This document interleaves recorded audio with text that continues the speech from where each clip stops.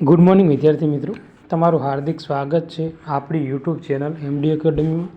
આજે આપણે વાત કરવાના છે 3 ઓગસ્ટ 2025ના મહત્વપૂર્ણ કરંટ અફેરની। આ કરંટ અફેર ગુજરાતની બધી જ એક્ઝામ માટે મોસ્ટ ઇમ્પોર્ટન્ટ છે મિત્રો। તો શરૂઆત કરીશું કરંટ અફેરની। તો તાજેતરમાં મહારાષ્ટ્રના પ્રથમ કાચના પુલનું ઉદ્ઘાટન કયા ધોધ ઉપર કરવામાં આવ્યું છે? તો મિત્રો જવાબ આવશે નેપને જે ધોધ છે ત્યાં કરવામાં આવ્યું છે। અને આ જે ક્વેશ્ચન છે એ આવનારી એક્ઝામ માટે 100% ઇમ્પોર્ટન્ટ છે મિત્રો।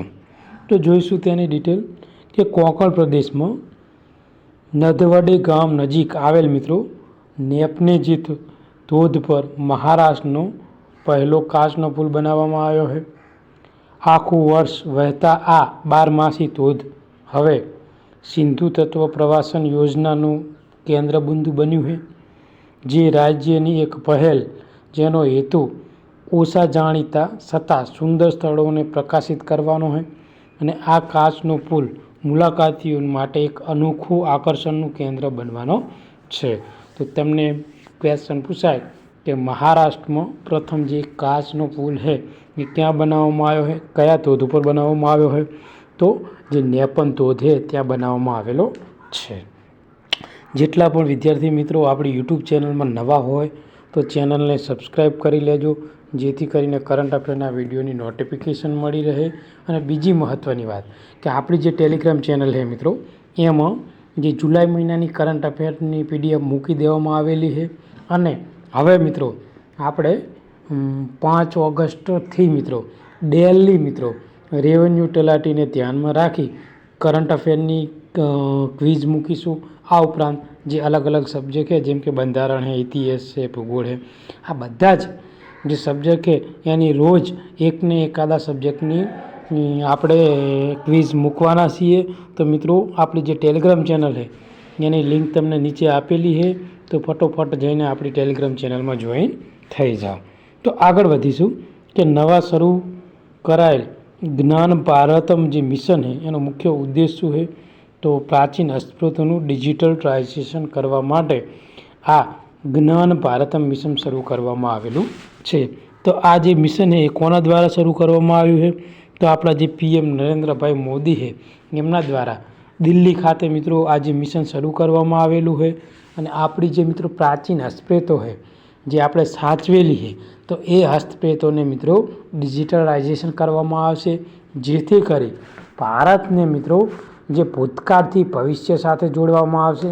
કહેવાનો મતલબ એવો હોય કે આ જે હસ્તપ્રેતો છે એનું ડિજિટલાઇઝેશન કરવાથી આપણી જે આગામી પેઢી માટે આપણે સાચવીને રાખી શકીશું। ઓકે, તો મોસ્ટ ઇમ્પોર્ટન્ટ ક્વેશ્ચન છે। આગળ વધીએ તો કલા ઉત્સવ 2025 કલાકારો નિવાસ કાર્યક્રમની બીજી આવૃત્તિનું આયોજન ક્યાં થયું હતું? તો રાષ્ટ્રપતિ ભવન જે દિલ્હી છે મિત્રો ત્યાં આનું આયોજન કરવામાં આવ્યું હતું। તો વિદ્યાર્થી મિત્રો બીજી એક વાત કે આપણે જે આ વિડીયો લેક્ચર છે એમાં બેકગ્રાઉન્ડ વોઇસ આવતો હશે તો એના માટે હું માફી માગું છું, તમે મેનેજ કરી લેજો, કારણ કે આપણી કને એટલી સારી સુવિધા નથી કે આપણે મિત્રો હું 4-5 હજારનું માઇક લાવું અને પછી વિડીયો રોકેડ કરું। તો એના માટે માફી માગું છું, મેનેજ કરજો વિદ્યાર્થી મિત્રો। બાકી આપણું કરંટ અફેર તમારી આવનારી એક્ઝામમાં 100% લાભદાયી થશે। આ કરંટ અફેર આપણે છેલ્લા 10 મહિનાથી કન્ટિન્યુ સિરીઝ ચલાવીએ છે અને ગુજરાતની બધી જ એક્ઝામમાં 60થી 70% આપણું કરંટ અફેર પૂછાય છે મિત્રો। તો ક્યાં હતા આપણે? કલા ઉત્સવ પર। તો કલા ઉત્સવ 2025ની બીજી આવૃત્તિ મિત્રો રાષ્ટ્રપતિ ભવન જે નવી દિલ્હી છે ત્યાં મિત્રો યોજાઈ હતી। અને આ કાર્યક્રમ 14 જુલાઈથી લઈને 24 જુલાઈ દરમિયાન યોજાયો હતો, જેમાં ઝારખંડ, ઓડિશા, પશ્ચિમ બંગાળના કલાકારોએ ભાગ લીધો હતો। આ કાર્યક્રમનો ઉદ્દેશ શું છે? તો ભારતીય કલા અને સંસ્કૃતિને પ્રોત્સાહન આપવાનો અને પરંપરાગત જે કલાના સ્વરૂપોને રાષ્ટ્રીય સ્તરે ઓળખ આપવા માટે મિત્રો આ એક મહત્વપૂર્ણ કાર્યક્રમ કરવામાં આવેલો છે। ઓડિશા ટેક્સ સમિટ 2025 કયા રાજ્યએ તેના કાપડ ક્ષેત્રને પ્રોત્સાહન આપવા માટે $902 મિલિયન 33 MOU પર હસ્તાક્ષર કર્યા.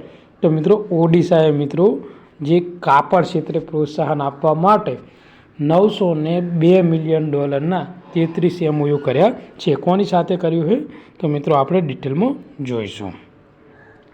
તો ઓડિશા ટેક સમિટ દરમિયાન ઓડિશા રાજ્ય તેના કાપડ ક્ષેત્રને પ્રોત્સાહન આપવા માટે 33 MOU એટલે કે મોમેન્ડર ઓફ અન્ડરસ્ટેન્ડિંગ પર હસ્તાક્ષર કર્યા છે, જેની લગભગ વેલ્યુ $902 મિલિયન છે, આશરે 7,808 કરોડ.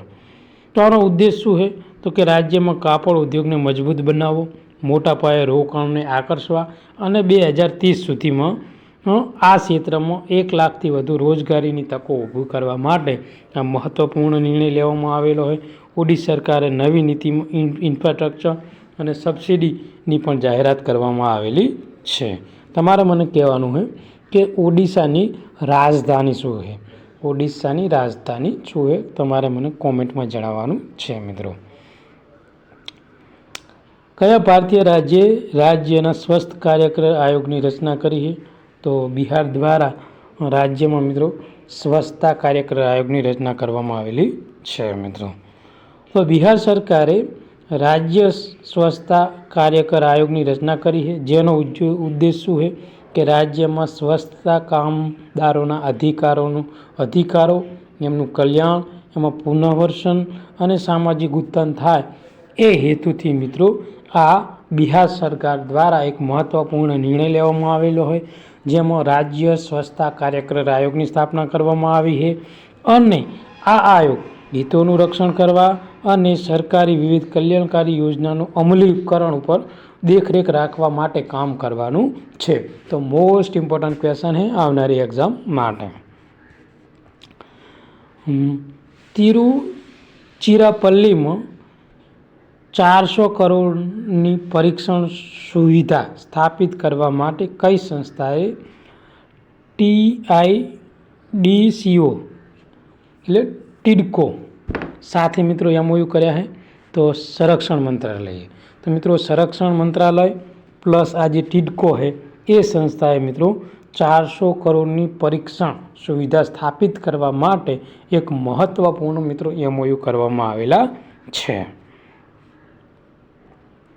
તો ભારતનું સંરક્ષણ મંત્રાલય અને Tamil Nadu industrial development corporation limited એટલે કે ટિડકો સાથે મિત્રો તિરુચિરાપલ્લીમાં 400 કરોડના ખર્ચે પરીક્ષણ સુવિધા સ્થાપિત કરવા માટે MOU થયા છે. આનો ઉદ્દેશ શું છે તો કે જે સંરક્ષણ ક્ષેત્રના ઉત્પાદનો છે એમાં આત્મનિર્ભરતાને પ્રોત્સાહન આપવા માટે અને લશ્કરી સાધનોની આયાત કરવા માટે આ એક મહત્ત્વપૂર્ણ MOU કરવામાં આવેલા છે. આ નવી સુવિધા સ્થાનિક સંરક્ષણ ઉત્પાદનને વેગ આપશે અને આત્મનિર્ભર ભારત તરફ એક મહત્ત્વપૂર્ણ પગલું અથવા એક મહત્ત્વપૂર્ણ વિઝન મજબૂત થશે. દર વર્ષે વિશ્વ પ્રકૃતિ સંરક્ષણ દિવસ કઈ તારીખે ઉજવવામાં આવે છે? તો 28 જુલાઈના દિવસે વિશ્વ પ્રકૃતિ સંરક્ષણ દિવસ ઉજવવામાં આવે છે. ઓકે, જેનો ઉદ્દેશ શું છે? કુદરતી સંસાધનોના સંરક્ષણ અને પ્રકૃતિનું મહત્ત્વ વિશે લોકોમાં જાગૃતિ ફેલાય એ હેતુથી મિત્રો આજે વિશ્વ પ્રકૃતિ સંરક્ષણ દિવસ 28 જુલાઈના દિવસે ઉજવવામાં આવે છે મિત્રો. ભારત NCX 2025 કયા પ્રકારનો કાર્યક્રમ છે જે ભારતમાં સાયબર તૈયારી વધારવા તરફ ધ્યાન કેન્દ્રિત કરે છે?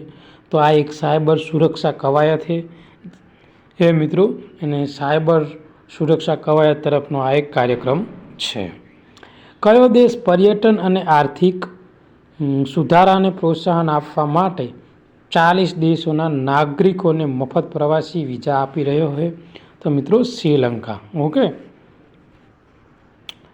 તો શ્રીલંકા પર્યટન અને આર્થિક સુધારાને પ્રોત્સાહન આપવા માટે 40 દેશના જે નાગરિકો હોય એને મફત પ્રવાસી વિઝા આપી રહ્યું છે. આ દેશોમાં ભારતનો પણ સમાવેશ થાય છે. અગાઉ માત્ર 7 દેશોને આ સુવિધા મળી હતી, પરંતુ હવે તેમાં વધારો થયો છે અને આ મહત્ત્વપૂર્ણ નિર્ણય જે પર્યટન વિભાગે એને વેગ આપવા માટે કરવામાં આવેલો છે. આજના કરંટ અફેરનો લાસ્ટ ક્વેશ્ચન, તાજેતરમાં અભ્યાસ મુજબ કયા પોષક તત્વની ઉણપથી માનસિક અને ન્યુરો ડેવલપમેન્ટ પરિસ્થિતિ સાથે જોડાયેલું છે? તો વિટામિન ડી. ઓકે, તો થોડોક મિત્રો ડિટેલમાં અભ્યાસ કરીશું. તો વિટામિન ડી એ તાજેતરમાં અભ્યાસમાં જે વિટામિન ડી અને જે ન્યુરો ડેવલપમેન્ટ સમસ્યા વચ્ચે એક મજબૂત સંબંધ દર્શાવે છે, જે વિટામિન ડીની ઉણપથી ડિપ્રેશન સાથે સંકળાયેલી છે મિત્રો. તો આજનું આ મહત્ત્વપૂર્ણ કરંટ અફેર અહીંયા પૂરું કરીશું. આ વિડીયો તમને ગમ્યો હોય તો ચેનલને સબસ્ક્રાઈબ કરજો અને તમારા બીજા મિત્રો જેટલા પણ ગવર્મેન્ટ એક્ઝામની તૈયારી કરે છે એને આ વિડીયો મોકલી આપજો. થેન્ક યુ, ધન્યવાદ.